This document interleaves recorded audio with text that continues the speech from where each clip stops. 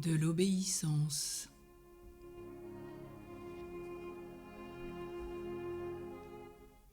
Marie et Joseph, étant de la famille de David, vont de Nazareth à Bethléem pour s'y faire inscrire, suivant l'édit d'Auguste, qui, voulant connaître l'étendue de sa puissance, a ordonné un dénombrement général dans toutes les parties de son empire. Que le prince ait été dirigé, dans l'édit qu'il a rendu, par des vues d'intérêt et de vanité, il ne l'examine point. L'ordre est donné, ils en ont connaissance, ils se soumettent. Si Auguste connaissait Marie, il lui dirait, comme Assuérus à Esther, que cette loi n'est point faite pour elle. Esther, chapitre 15, verset 13. Mais la loi la regarde aussi bien que les autres. Elle obéit donc comme les autres et mieux que les autres. Elle obéit donc comme les autres, car elle le fait avec humilité, avec patience, sans murmure. Marie n'envisage dans l'ordre du prince que la volonté de Dieu. Cet ordre est à ses yeux une disposition de la providence à laquelle elle se soumet aveuglément. L'obéissance ne sait point raisonner. La simplicité est son partage. Rien de plus opposé à l'esprit de soumission que la prudence de la chair qui veut tout voir et tout examiner. Que deviendrait la subordination si les ordres de ceux qui ont le droit de nous commander étaient soumis à l'examen de ceux qui doivent obéir?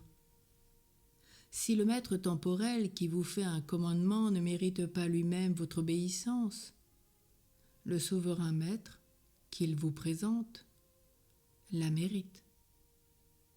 Celui qui vous commande peu, il est vrai, se trompe.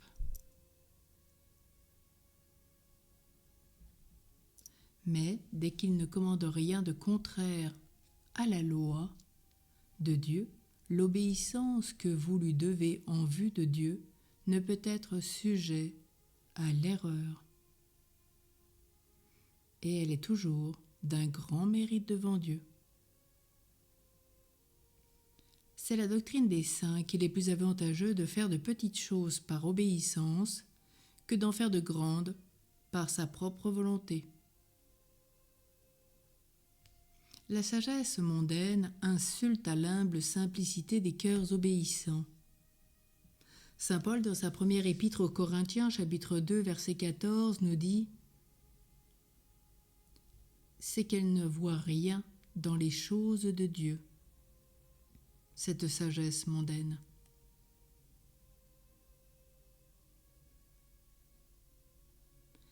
Mais qu'importe, le jugement des hommes à qui prend l'Évangile pour règle des siens. Toute obéissance n'est pas méritoire.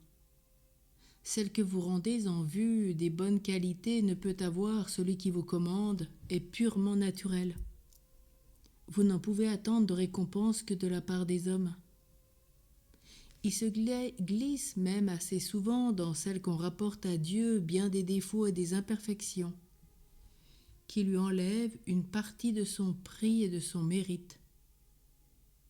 N'obéir promptement et avec joie que dans ce qui flatte ses inclinations, c'est plutôt faire sa propre volonté que celle d'autrui. C'est moins obéir que se satisfaire. L'homme vraiment obéissant ne se permet ni délai dans l'exécution de la chose commandée, ni murmure contre l'autorité de ceux qui la lui commandent. Les livres saints nous apprennent à être soumis à nos maîtres, avec toutes sortes de respect, non seulement à ceux qui sont bons et modérés, mais à ceux qui sont d'une humeur difficile, nous rappelle la première épître de Saint Pierre.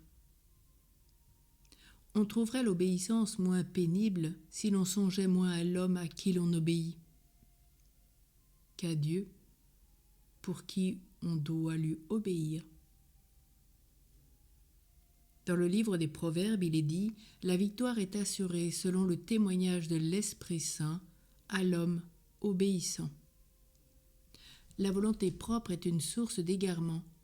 L'obéissance, en nous la faisant sanctifier, ne peut que nous épargner bien des travers et des repentirs, et nous mériter l'approbation de Dieu.